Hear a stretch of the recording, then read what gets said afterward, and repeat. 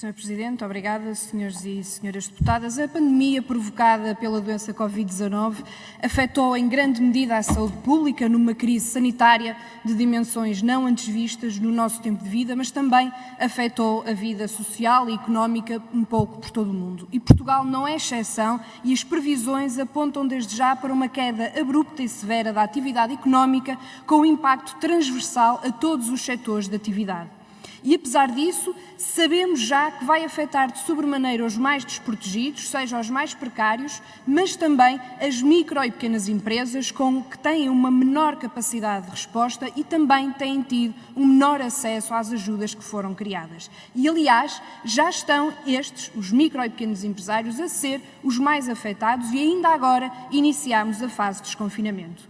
E, no entanto, até agora, o plano de resposta à crise económica apresentado pelo Governo é tímido, quer em instrumentos, quer em dimensão, quer no seu alcance.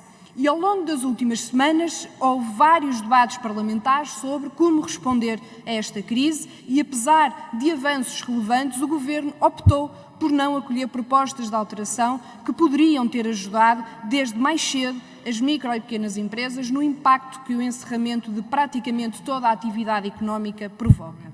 E sobre o timing, diga-se que não deixa de ser profundamente hipócrita que este debate tenha sido marcado pelo mesmo PSD que votou contra, e repito, votou contra propostas exatamente iguais no que toca ao alargamento das medidas de proteção aos sócios-gerentes das micro e pequenas empresas. Isto significa, senhores deputados, para estas milhares de pessoas que a solução já poderia ter sido aprovada há mais de 3 semanas, mas PSD e toda a direita não quis dar essa resposta. E quem perderam, senhores deputados, foram milhares de pessoas que, por responsabilidade vossa, continuam a não estar abrangidos pelas medidas de proteção.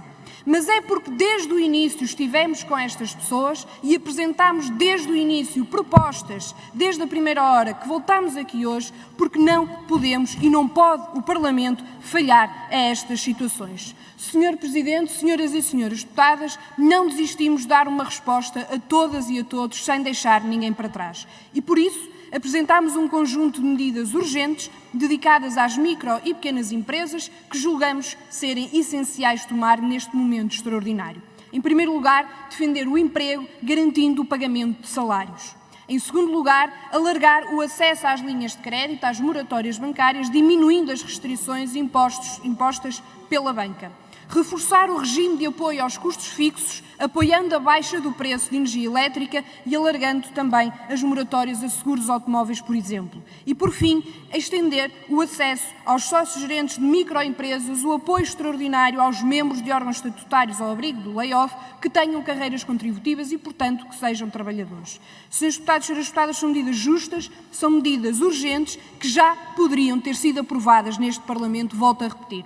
E já percebemos que a dimensão da crise será maior ou menor consoante a resposta inicial que consigamos dar. E neste caso, falamos de muitos micro e pequenos negócios que poderão não se aguentar ao período de maior carência porque a retoma gradual não permite fazer face a custos imediatos nem depois à dívida que vão acumulando durante este período, e isto abrange vários setores, desde a restauração, às feiras e mercados, ao táxi, vários setores. E por isso, consideramos que é essencial que estas medidas sejam hoje aprovadas e esperemos que hoje, ao contrário de outros momentos, impere a justiça e a resposta solidária à crise, em vez de jogos que deixam sempre os mesmos para trás.